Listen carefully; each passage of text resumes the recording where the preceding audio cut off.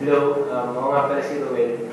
So, gusto ko lang pasalamatan yung mga taong dahilan kung ba't kayo nag-graduate. First thing po si God. Kasi, yun nga po, siya po yung nagbigay sa akin ng lakas.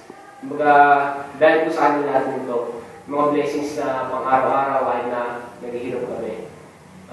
Tapos, syempre po yung family ko, yung mga tumulong sa akin. Si Mami, lalo na si Mami, nagpapakirap siya ngayon nasa ibang bansa. Miyayaan nyo, pagka nag-graduate na ako, konting panahon na lang, Mami, konting taste na lang, ako naman po magtatrabaho para sa inyo. Patayin na po kayo, mahal po kayo.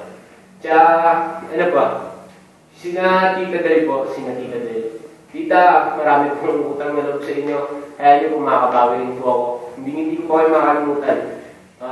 Sa stage po ng paging fourth year ko, kayo po ang pinakatumulong sa akin sa lahat-lahat. So, utang po sa inyo bago makagraduate ng fourth year na yun. Maraming salamat po.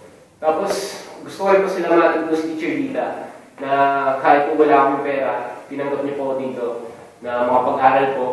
Tapos, binigyan niya po ng chance para makagraduate. Binigyan niya po ng opportunity na makagraduate ako ng high school para hindi po mag-stop dahil sa kulang kami ng pinansyal. Tinanggap niya pa rin po sa school. Tapos, syempre po yung pinamamahal namin advisor.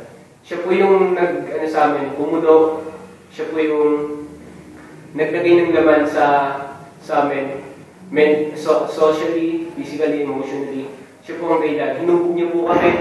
So, utang rin po namin lahat sa inyo, Teacher Lea. So, maraming salamat po kasi ginampanan niyo talaga yung sinasabi nila na ang teacher ay pangalang magulang ng mga estudyante. Talaga pong kayo nagsilbing nanay sa akin dito sa school. Hindi niyo po pinabayaan. Kaya maraming salamat po, Teacher Lea, hindi po kayo makalimutan. Sina Teacher Imar, sina Tita Tess, sina Tito Romy. Sir Imar, grabe po, maraming salamat. Yung tinulong niyo po rin po sa akin na every time na may problema ako, kayo rin po yung natatakbuhan ko, natutulungan ko. Hindi niyo po iniwan.